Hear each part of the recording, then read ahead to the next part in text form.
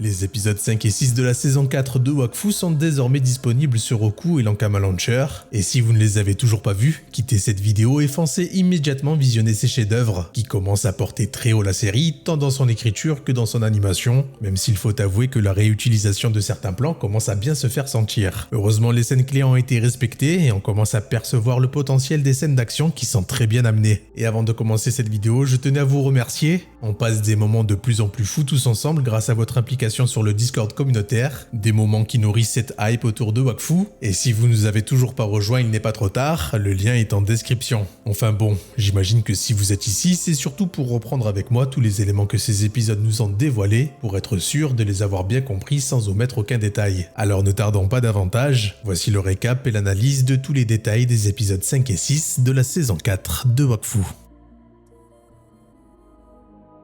La menace est désormais très claire, les Necroms envahissent le monde et dévorent le Wakfu des endroits les plus riches en cette énergie. Il est normal alors de les voir s'approcher très dangereusement des rivages d'Albuera et de sa barrière de corail qui est une mine d'or de Wakfu. Si vous ne connaissez pas cet endroit, sachez qu'il s'agit de la cité d'un certain comte Lonsdur qui a eu droit à une série animée, alors si ce n'est toujours pas fait, je vous invite à la visionner, elle est disponible sur ADN et sur l'Ankama Launcher. Ça vous aidera peut-être à patienter d'ici la semaine prochaine pour les prochains épisodes de Wakfu. En tout cas en dehors d'Albuera, bien entendu, le royaume Sajida lui aussi est en danger à cause de l'arbre de vie et de toute la région riche en végétation, et donc forcément riche de Wakfu qui est la base même de toute vie. Son souverain, le roi Armancher Amcharm, lui est bien trop occupé à en vouloir à la grande déesse qu'il accuse de l'avoir insulté d'incapable, lui et ses aïeux qui ont veillé à la protection du royaume Sajida durant des millénaires. Une insulte qu'elle aurait proférée avec sa fameuse proposition de les maintenir sous surveillance des Eliaculus pour faire intervenir les Héliatropes en cas de ce qu'elle juge être un danger pour le monde. Enfin, à peine aura-t-il le temps d'évoquer son point de vue sur cette réunion à Amalia qu'il sera alerté de l'attaque sur le verger de la famille royale. Le paysage est consternant, totalement vidé de son Wakfu,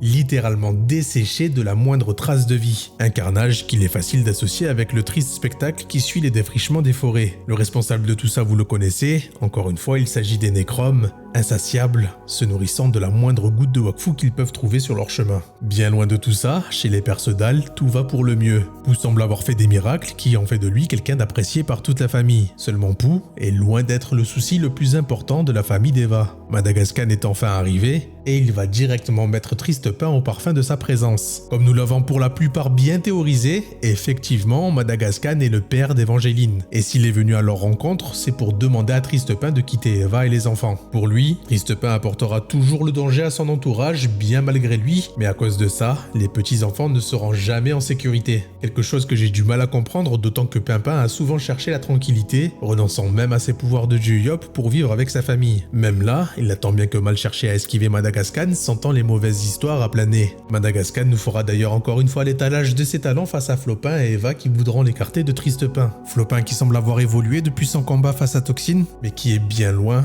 très loin du niveau de Madagascar qui a un pouvoir de perception tel qu'on pourrait croire qu'il voit l'avenir.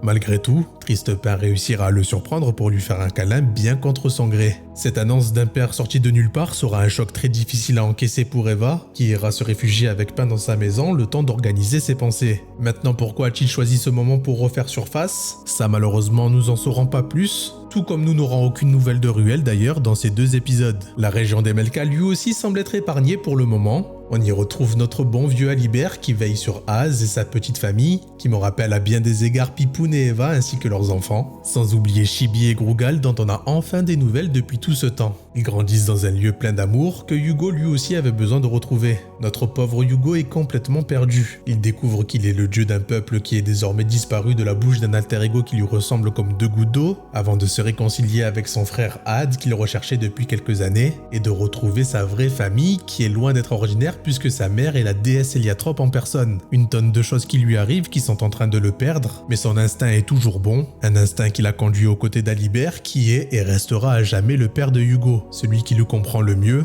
un père qui l'aime et qui a toujours été là pour lui. Par ces mots simples, il ramènera à la raison Hugo, il ne peut pas surmonter tous les défis d'un monde à lui tout seul, il doit simplement faire ce qu'il lui est possible de faire. C'est encore un très beau moment d'émotion qu'on vit, surtout quand tous ceux qui l'aiment l'entourent et le câlinent pour démontrer qu'il est loin d'être seul. Un Un moment qui remet totalement le clair dans son esprit avant que le malheur ne frappe à son tour Emelka. Les Necroms sont désormais ici, et ce qui est frappant, c'est qu'ils n'ont absolument pas la même allure que ceux qui ont frappé le royaume Sadida, ou encore ceux qui prennent d'assaut la cité d'Albuera. Les Necroms semblent adopter un accoutrement bien distinct les uns des autres, mais on y reviendra plus tard. Hugo affrontera pour la toute première fois les Necroms, et il va très vite comprendre qu'il ne faut pas utiliser le Wakfu avec eux puisqu'ils s'en nourrissent et deviennent plus puissants grâce à ça. Il n'arrivera alors pas à tenir tête à ses nouveaux ennemis malheureusement, mais heureusement pour lui, sa nouvelle famille ne vont pas tarder à le voir en danger et à intervenir. Nora et Kilby arrivent, et d'ailleurs ils forment une belle paire qui travaille très bien en équipe. Hugo en profitera pour présenter son frère et sa sœur à Alibert, même s'il tient toujours encore une petite rancune à Kilby, bien qu'elle semble s'effacer petit à petit. La menace des Necroms écartée d'Emelka, Nora, Kilby et Hugo s'empressent de rentrer au temple Héliatrope pour faire part de ce qu'il se passe à leur mère, qui semble encore malheureusement sous le coup de son altercation avec les dirigeants du monde des 12. Elle ne fait plus attention à ce qu'il se passe, et quand Nora lui mentionne le nom de Necrom, c'est la panique. C'est totalement une autre déesse qu'on découvre. Une déesse effrayée, dans le déni, espérant que ce soit faux, mais elle devra bien l'admettre en voyant qu'ils sont en train d'envahir le monde à divers endroits stratégiques du monde des 12. Sa réaction, seules quelques personnes vont la comprendre, elle est complètement sous le coup d'un traumatisme qui a laissé de lourdes séquelles. Elle décrit les Necroms comme étant des agresseurs qui ont profité d'elle pendant une éternité, elle est terrifiée à l'idée de les retrouver en face d'elle. Forcément, de mon côté, ça m'a fait penser à l'état d'une femme sous traumatisme d'une agression sexuelle qui a tellement été détruite qu'elle cherche absolument à fuir cette réalité.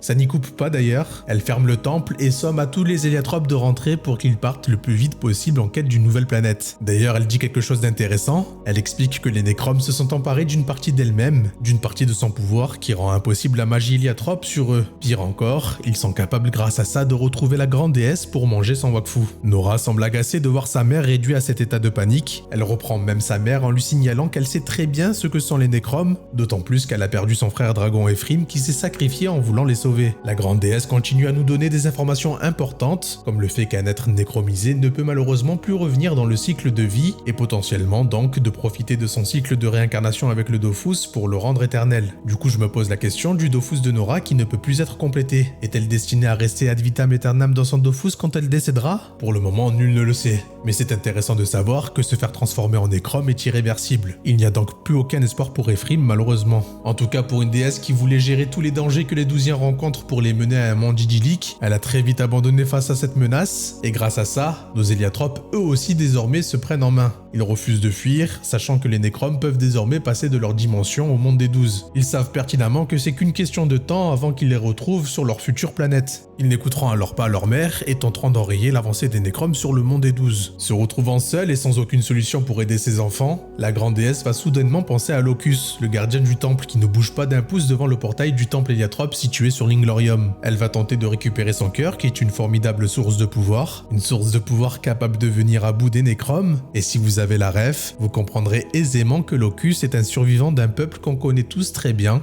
un peuple dont Kilby a lui aussi voulu retirer le cœur pour sa puissance incommensurable. Malheureusement pour elle, Locus semble avoir une puissance sans commune mesure, il va mettre KO la grande déesse d'un simple regard, tout comme il l'avait fait pour Adamaï, et sincèrement, je vois pas qui pourrait venir à bout d'un être aussi puissant. En tout cas, grâce à cette scène, on comprend que Locus est là de son propre chef, et que même la grande déesse n'a aucune idée de pourquoi il stationne à cet endroit. Revenant à Hugo, qui a été raisonné depuis un petit moment par son père Alibert, voyant son amoureuse en mauvaise posture, il n'hésitera pas une seule seconde à foncer pour braver le danger et tenter de vaincre les Necroms. Amalia qui prend les devants d'ailleurs en sommant à son frère d'organiser les troupes pour repousser tant bien que mal les Necroms, des Necroms qu'elle désigne comme étant des sortes de Sadida Necroms. Et c'est vrai qu'ils ont des capacités rappelant fortement les Sadida. Si vous avez été attentif, vous reconnaîtrez d'ailleurs chaque dieu que les Necroms incarnent, et peut-être comprendrez-vous un peu plus ce qui se profile. Mais je me garde ça sous le coude pour une méga théorie que je vous sortirai ce week-end. Armand s'en va donc, en confiant à sa manière sa sœur, à Hugo, qui auront la lourde charge de maintenir les Necroms le temps que les Sadida se préparent à protéger tant bien que mal leur forêt, me donnant davantage à penser que Thoth cherche à nous parler des désastres que sont les défrichements des forêts, retirant à notre planète ses poumons sans lesquels elle ne peut respirer. Il est capital qu'elle tienne, tout comme la barrière de corail de la cité d'Albuera, qui est d'une importance vitale pour les écosystèmes marins. Tant de messages très forts passés à travers ces deux épisodes qui m'ont passionné tout du long de leur séquence. Hugo va s'adapter et demande à Amalia alors de lui créer 2 épées. Des épées qui seront créées grâce aux racines les plus résistantes et les plus enfouies au plus proche de la source d'énergie de la planète, donnant une résistance très forte à ces épées. Des épées qui ouvrent un nouveau style de combat à Hugo, dont il semble encore une fois avoir la capacité innée à la pratiquer sans réellement s'entraîner à se battre de cette manière. Les nécromes beaucoup trop forts pour nos héros vont révéler que leur chef Ephraim est également de la partie et que c'est lui qui ordonne aux nécromes en les désignant comme étant ses frères. D'ailleurs, les nécromes font pour la première fois référence à leur seigneur, Thoros Mordal, qu'ils remercient tous d'avoir pu les amener sur ce monde pour vivre ce festin de Wakfu. Hugo et Amalia se feront repousser jusqu'à la mer, où ils seront rejoints par Killby, Nora et quelques Eliagardes déterminés à sauver le monde des 12. Un élan qui va être cassé lorsque Nora rencontrera son frère sur le champ de bataille. Elle semble choquée, désemparée, et elle a du mal à réagir en voyant ça. Heureusement, Killby sera là pour ramener Nora sur Terre et repousser quelque peu les nécromes, bien qu'Ephraim semble vouloir en rester là pour le moment en rappelant ses troupes. Pour finir, nous avons aussi Albuera qui est attaqué par un énorme dragon du nom de Rotalstrom, un dragon qui a la capacité d'absorber le Wakfu pour le redistribuer aux nécromes sous forme d'énormes rayons laser de Wakfu. Heureusement, Adamai sera là pour les contrer, et pour ça il s'est armé des Sidofus qui semblent avoir été éparpillés sur le monde après que l'Héliacube ait explosé dans la dimension de repos. Comme quoi vraiment rien ne peut détruire un Dofus. Armé des Sidofus, il récupère la puissance d'un dieu qui va lui donner une avance certaine sur les nécromes. Malgré tout, un nécrome ne doit pas être sous-estimé. Un but de sa puissance, et bien qu'un simple nécrome soit faible, leur magie, elle, est puissante au point de maîtriser un dragon disposant des Sidofus. Les nécromes le diront même, nous sommes venus à bout d'adversaires bien plus coriaces que toi. Des mots qui en disent long sur la théorie que j'ai en tête et sur ce que les nécromes ont potentiellement fait par le passé. Heureusement pour Adamai, le comte Lance-Dur veille sur ses terres et il ne tardera pas à donner main forte à celui qui est venu protéger sa cité de cette menace qui détruit la barrière de corail. Lance-Dur lui ne sous-estimera pas les nécromes et ne se fera pas avoir par leur magie, ce qui lui permettra de les faire battre en retraite. Adamai va vouloir les poursuivre et va découvrir comment ils réussissent à envahir le monde. Il sera même à deux doigts d'être fait prisonnier et capturé par ces étranges portails qui mènent au monde des nécromes. Enfin en tout cas, grâce à Adamai désormais, nos héros seront peut-être capables de contre-attaquer et d'envahir à leur tour le monde des nécromes où se terre le souverain des morts, le terrifiant Thoros Mordal.